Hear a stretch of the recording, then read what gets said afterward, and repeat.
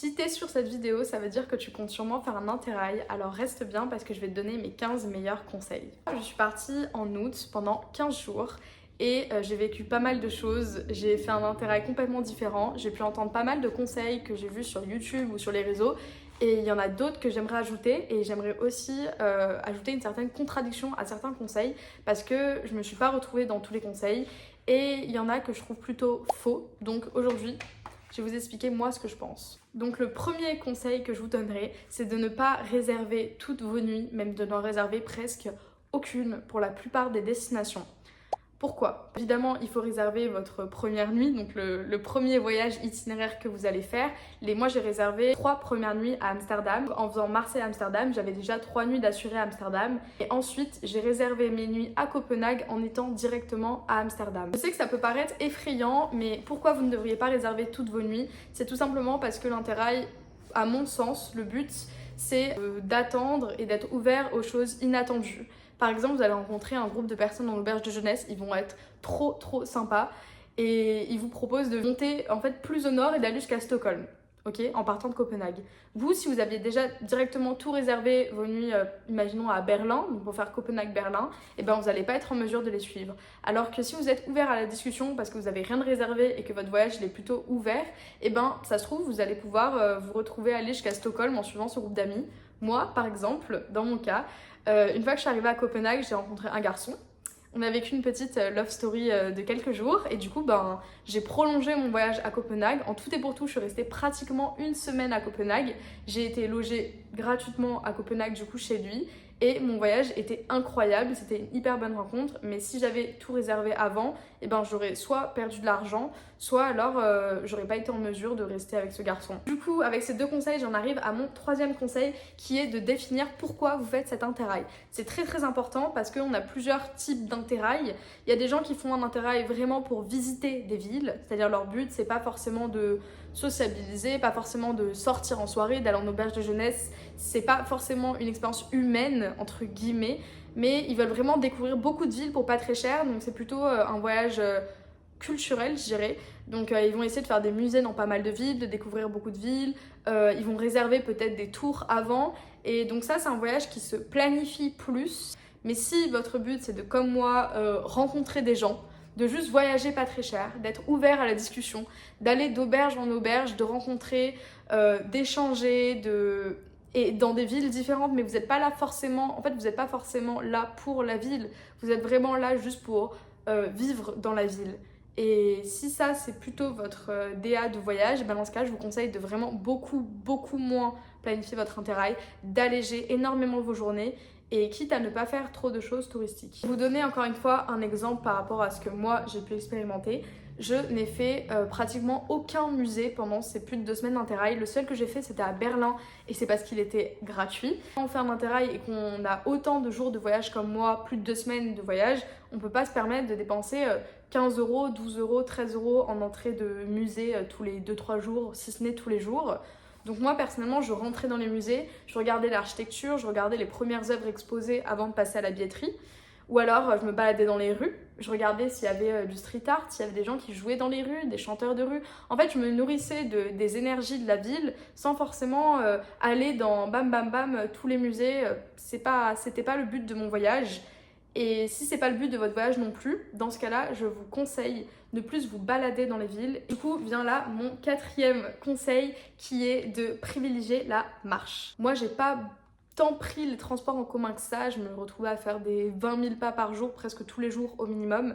Déjà, j'ai adoré ça parce que c'était hyper ressourçant. Je pouvais me mettre un podcast en marchant ou alors j'écoutais les sons de la ville. Ça me permettait de mieux découvrir la ville parce que quand on est dans les transports, on voit moins bien la ville que quand on marche dans les rues directement. Je prenais plein de photos, je m'arrêtais, j'écoutais des chanteurs de rue. Ça me permettait d'écouter de la musique, dès que je voyais des œuvres, des petits marchés, des gens avec leurs stands. En fait, j'étais vraiment au cœur de la ville et à mon sens c'est ce qui m'a permis de vraiment découvrir chaque ville et de voir un peu les dynamiques de chaque ville sans pour autant faire tous les lieux touristiques. Évidemment à Berlin je suis allée voir un petit peu le mur de Berlin, quand j'étais à Copenhague je suis allée voir les maisons etc, mais j'ai privilégié les activités gratuites. Je buvais des petits cafés, je mangeais, j'échangeais et je restais beaucoup à l'auberge de jeunesse pour rencontrer du monde, faire des activités et voilà.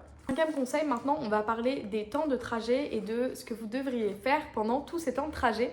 Parce que je n'y pense pas assez, mais c'est des heures et des heures, en fait pour moi c'est une partie intégrante du voyage d'être dans les trains. Donc moi j'ai essayé de privilégier les trains de nuit, pas les trains de nuit avec couchette, hein. Non, non, non, je vous parle de faire des trains pendant toute la nuit, ça me permettait de 1 d'économiser des nuits de hostel et de 2 d'économiser du temps de journée. Mais on parlera ça après. Donc là, je vais vous expliquer ce que moi je faisais pendant les trains et ce que vous devriez faire aussi à mon sens. J'ai première petite activité, un carnet de voyage. Donc vous voyez, j'ai énormément écrit dedans. J'ai fait des petits dessins, j'ai fait des collages et j'ai tout raconté. À chaque fois que j'étais dans les trains et que j'étais inspirée par quelque chose, je le racontais. Je ne me mettais pas la pression sur tous les jours, quand je rentre de la journée, il faut que j'écrive. Non, il y a des choses qui n'ont pas été écrites et qui étaient très bien quand même.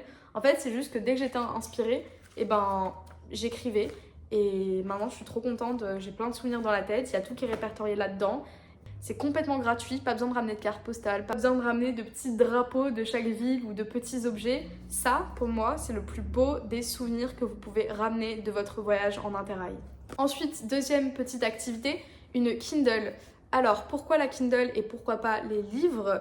Moi, à la base, en plus, j'adore lire sur papier, mais j'avais tellement d'heures que pendant cet interrail, j'ai fini 5 ou 6 livres. Je pouvais pas me permettre d'avoir autant de livres dans mon sac à dos. Mon sac à dos pesait déjà une dizaine de kilos parce que je suis partie plus de 2 semaines. En plus, j'avais du matériel pour filmer. Donc, une Kindle, c'était vraiment nécessaire. C'est vraiment pas lourd, c'est très pratique. La batterie dure des jours. Pas besoin de connexion. Dès que j'étais dans les transports, bam, je sortais ma Kindle. Je peux la tenir à une main. Je peux passer les pages à une main. C'est exceptionnel. Donc ça, si vous faites un interrail, je vous conseille vraiment d'y songer. Concernant la Kindle et le cahier, je vous ai mis les liens dans la description si jamais ça vous intéresse. Ensuite, troisième petit item que j'avais pendant mes voyages en train, c'est mon appareil photo. Vous pouvez l'avoir pour vraiment pas cher et il fait des photos magnifiques. Là, on a quelques photos de voyage que j'ai prises. Donc, c'est un Panasonic DMC FX40. Voilà, pareil, il tient super bien la batterie. Il faut un lecteur de carte SD. Voilà, il est un peu old school, mais vous l'achetez et vous pouvez faire toutes vos photos avec. Et ça me fait des souvenirs de photos aussi. Vraiment incroyable. Ensuite, en cinquième conseil, vu que vous allez passer beaucoup de temps dans les trains et que vous allez sûrement beaucoup dormir dans les trains, il vous faut absolument un nécessaire de voyage pour dormir dans ces trains. Donc, le premier, c'est les boules caisses. Ceux-là, ils sont très bien. Trouvez des boules caisses qui vous correspondent. Moi, ceux-là, c'est ceux, vous savez, qui sont en cire, donc ça s'adapte vraiment à la forme de ton oreille. J'ai trouvé ça super bien et tu les mets, t'es dans ta bulle. Deuxième point, c'est un masque sommeil parce que la nuit, dans les trains, vu que moi, c'était pas des trains de nuit, mais des trains que je prenais toute la nuit, et ben les lumières étaient allumées non-stop, mais vraiment des lumières un peu agressives. Pour moi, un masque pour dormir, c'est essentiel pour avoir une qualité de sommeil nécessaire pour pouvoir être en forme la journée d'après. Et ensuite, troisième point, c'est un cadenas. Alors ça, les gars, je n'ai vu personne n'en parler dans aucune vidéo YouTube, c'est primordial. Moi, j'attachais mon backpack cadenas au train ou alors à mon sac à main que je dormais comme ça avec. Et ne me prenez pas pour une psychopathe, s'il vous plaît. Si vous pouvez le faire, faites-le. Combien d'histoires de backpackers qui sont réveillés sans leur backpack j'ai entendu pendant cet interrail? J'en ai au moins entendu 4 ou 5. Ensuite, le sixième conseil que j'ai à vous donner, c'est vraiment de vous définir un budget. Si vous n'avez pas de budget, vous n'allez pas savoir ce que vous pouvez vous permettre de dépenser ou non, vous allez être un peu perdu et vous risquez soit de passer à côté de l'expérience en pensant que vous n'avez pas assez d'argent pour le faire et après regretter en rentrant chez vous, ah mais en fait il me restait pas d'argent, ou alors vous allez rentrer chez vous en étant un peu choqué de tout ce que vous avez dépensé et du montant que vous a coûté cet interrail. Et on sait que l'interrail, justement, le but ce n'est pas d'être un voyage cher, c'est le principe du pass interrail. Donc définissez-vous un budget par jour. D'ailleurs, si vous avez vu mes autres vidéos YouTube de quand je voyage, je ne fais que ça, donner des conseils de rats. Donc si ça vous intéresse, je peux vous faire une vidéo entièrement dédiée à ce sujet. Mais définissez-vous un budget, qu'importe, c'est adaptable à chaque personne et essayez de le respecter tous les jours. Et c'est pour ça que vous devez vous rendre compte, est-ce que vous voulez faire des musées ou non? Est-ce que vous voulez manger des spécialités locales ou non? Est-ce que dans votre voyage, vous allez préférer manger très bien et faire moins d'activités touristiques? Ou est-ce que vous préférez faire beaucoup de musées et manger des petits trucs comme ça sur le tas très rapidement est très peu cher. C'est pour ça qu'il faut bien définir ses objectifs de voyage, ce qu'on attend de cet interrail et combien on est prêt à mettre dans cet interrail. Ensuite, 7e conseil, qui n'est pas des moindres parce que c'est le conseil avec lequel je suis en désaccord avec tout le YouTube Talk ou TikTok, bref, c'est les réservations de sièges. Voilà, gros sujet, réservation de sièges. Beaucoup de gens vous disent réservez vos sièges à l'avance. Alors moi, je n'ai réservé aucun siège qui était censé être réservé. J'ai fait Marseille-Amsterdam sans réservation et je vais vous expliquer pourquoi. Il faut savoir qu'en juillet comme en août, toute l'Europe fait un interrail. Donc si vous voulez vraiment réserver vos sièges et les trajets qui vous intéressent au meilleur prix, blablabla, et aux dates, enfin les dates que vous voulez, en gros, il faut vous y prendre plusieurs semaines à l'avance. Ce qui veut dire que votre interrail doit être entièrement planifié. Et souvenez-vous de ce que j'ai dit. Le but d'un interrail, c'est pas d'être entièrement planifié, sinon vous allez forcément passer à côté de quelque chose, à moins que ce soit un interrail vraiment axé sur la découverte des villes seulement. Dans ce cas-là, le conseil c'est de ne rien réserver et d'y aller tout le temps au culot. Avant de monter dans les trains, si vous pouvez, vous allez voir les contrôleurs, vous leur demandez où est le chef de bord. Il va vous indiquer où est le chef de bord, vous allez le voir et vous lui expliquez gentiment la situation, vous lui expliquez que c'était full, mais que c'est votre seul train que vous pouvez prendre, que vous avez vraiment envie de monter dans le train, que quitte à rester debout, vous resterez debout, mais que vous aimerez beaucoup qu'il vous donne l'autorisation de monter à bord. Dans ce cas-là, souvent, le chef de bord va vous trouver une place assise, il va vous faire payer la réservation, même si sur Pass Interrail, il y avait écrit que c'était plein, hein, sachez-le. Et au meilleur des cas, il ne vous fera rien payer du tout, il vous dira c'est bon, assis-toi là, pas de galère. C'est ce qui m'est arrivé dans 70% des cas.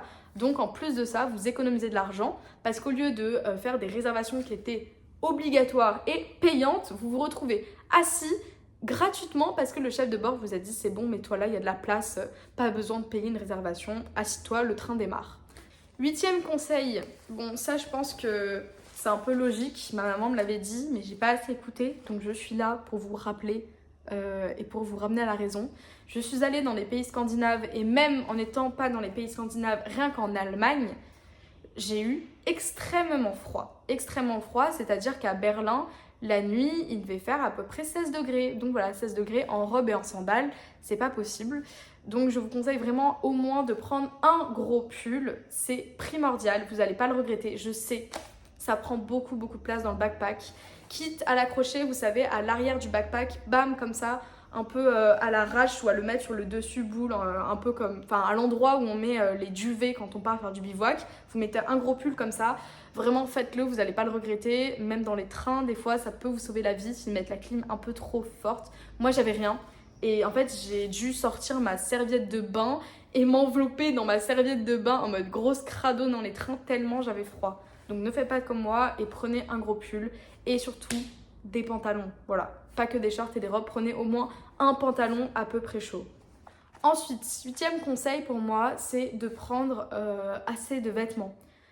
Dans mon backpack, il y avait mes affaires, donc ma Kindle, mon livre, mon téléphone, chargeur de téléphone. Mais surtout, prenez beaucoup de vêtements. Alors, c'est pas un conseil qu'on entend. Souvent, les gens ils disent oui, voyagez minimaliste, ne prenez pas beaucoup de vêtements, voyagez léger. Voyagez léger, oui, mais prenez quand même beaucoup de vêtements. Pourquoi ? Parce que je vous garantis que d'aller faire des machines en auberge de jeunesse, c'est vraiment très difficile et horrible. C'est-à-dire que moi, plein de fois, j'étais en auberge de jeunesse. Le peu de fois où j'ai fait des machines, il n'y avait qu'une seule machine pour toute l'auberge de jeunesse. Donc les gens réservaient leur créneau. C'est-à-dire que ça peut, en fait, cette sorte de machine, te tuer une journée entière où tu dois être là à ton créneau pour pouvoir laver ton linge. Et après, il faut faire sécher ton linge. Il n'y a pas d'endroit forcément approprié. Si ton linge est un peu fragile, t'as pas envie de le mettre au sèche-linge. Donc en gros, tu le fais sécher comme ça sur ton lit de dortoir superposé. Vraiment, les gars, c'est une galère. En plus, ça coûte un peu cher quand même. Enfin, 4-5 € les machines. Je trouve pas ça donné, moi. Donc je vous conseille d'avoir le moins de machines à faire et de ce fait de prendre quand même pas mal de vêtements pour éviter de faire trop de machines pendant cet interrail.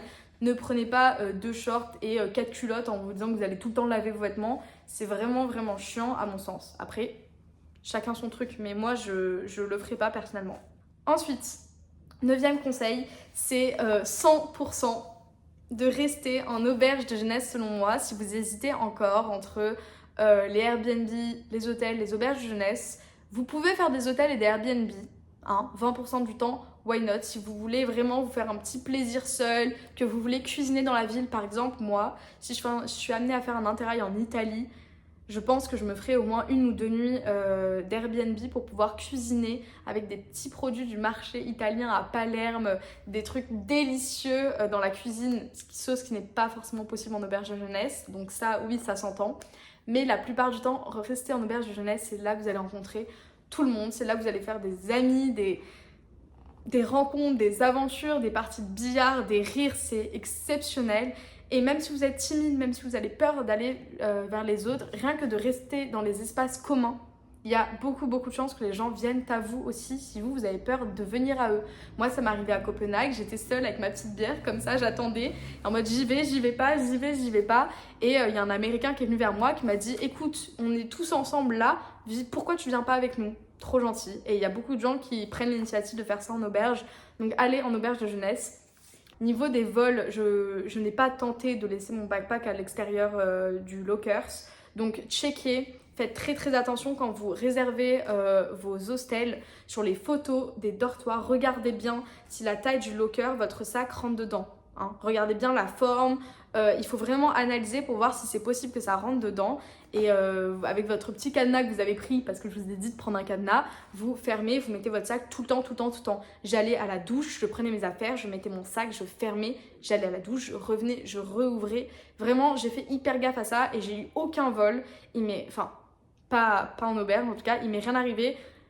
Je sais qu'il y a des gens qui laissent leurs affaires à l'extérieur, ça dépend de vos vêtements, j'imagine, du standing de vos vêtements, mais on ne sait jamais, ne tentez pas le diable. J'ai eu une copine, pour la petite anecdote, qui s'est fait voler sa serviette de bain en auberge de jeunesse.